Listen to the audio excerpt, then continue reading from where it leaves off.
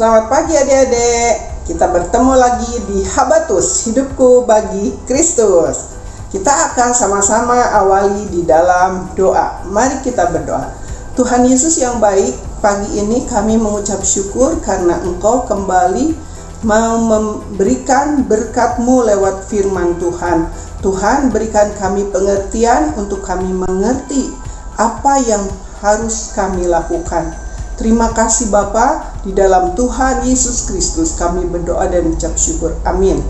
Adik-adik, apakah kalian sering mendapatkan pertanyaan dari teman-teman tentang Tuhan Yesus? Kita akan baca hari ini apa yang terjadi di Matius 10 ayat 19-33. Yuk buka Alkitabnya. Penganiayaan yang akan datang dan pengakuan akan Yesus. Lihat, aku mengutus kamu seperti domba ke tengah-tengah serigala. Sebab itu hendaklah kamu cerdik seperti ular dan tulus seperti merpati. Tetapi waspadalah terhadap semua orang, karena ada yang akan menyerahkan kamu kepada majelis agama dan mereka akan menyesah kamu di rumah ibadatnya. Dan karena aku, kamu akan digiring ke muka penguasa-penguasa dan raja-raja sebagai suatu kesaksian bagi mereka dan bagi orang-orang yang tidak mengenal Allah. Apabila mereka menyerahkan kamu, janganlah kamu khawatir akan bagaimana dan akan apa yang harus kamu katakan, karena semuanya itu akan dikaruniakan kepadamu pada saat itu juga. Karena bukan kamu yang berkata-kata, melainkan Roh Bapamu, Dia yang akan berkata-kata di dalam kamu. Setiap orang yang mengakui aku di depan manusia, aku juga akan mengakuinya di depan Bapa-Ku yang di surga. Tetapi barang siapa menyangkal aku di depan manusia, aku juga akan menyangkalnya di depan Bapa-Ku yang di surga. Adik-adik, tadi dikatakan jika banyak orang yang akan bertanya kepadamu suatu saat tentang siapa Tuhan Yesus, kamu akan bisa menjawabnya dengan baik. Karena apa?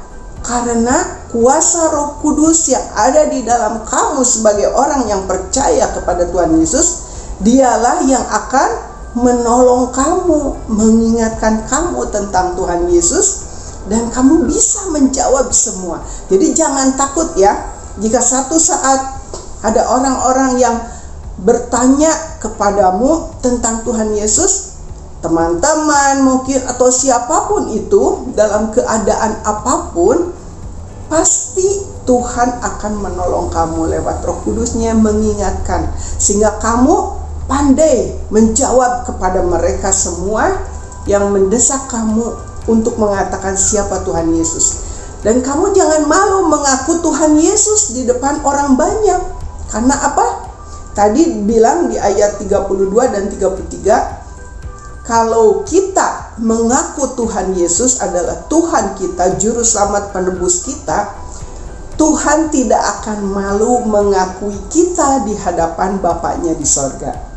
Ya, tetapi kalau kita malu, Tuhan juga malu dong mengaku kita di depan Bapaknya di sorga. Ya, jadi kita harus percaya, kita harus yakin bahwa Yesus adalah Tuhan dan Juru Selamat yang sudah mati di atas kayu salib, menebus dosa-dosa kita semua, mengampuni dosa-dosa kita semua, ya, sehingga kita menjadi anak-anak Tuhan. Kita punya Tuhan yang luar biasa, pemilik kerajaan surga, pemilik kehidupan kita semua, dan kita pasti masuk ke dalam surga, ya. Adik-adik, jangan takut ya.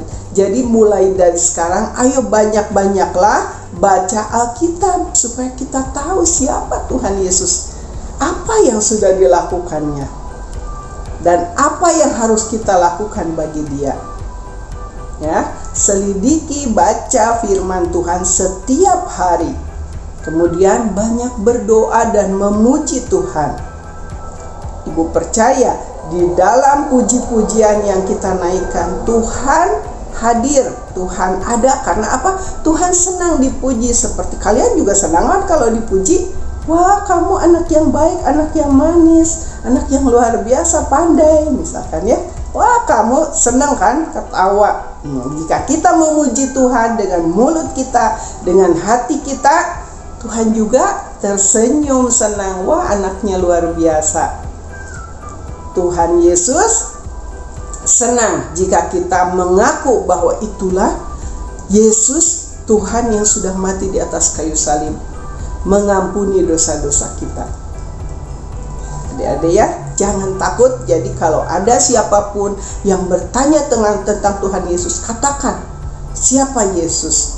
Yesus adalah Tuhan yang sudah mati di atas kayu salib, datang ke dalam dunia ini, menjadi bayi yang lahir, kemudian bertumbuh dewasa, dan menolong orang-orang yang sakit, menyembuhkan orang-orang yang sakit, membangunkan, membangkitkan orang yang mati, dan mati di atas kayu salib, tetapi tidak mati terus, bangkit pada hari ketiga.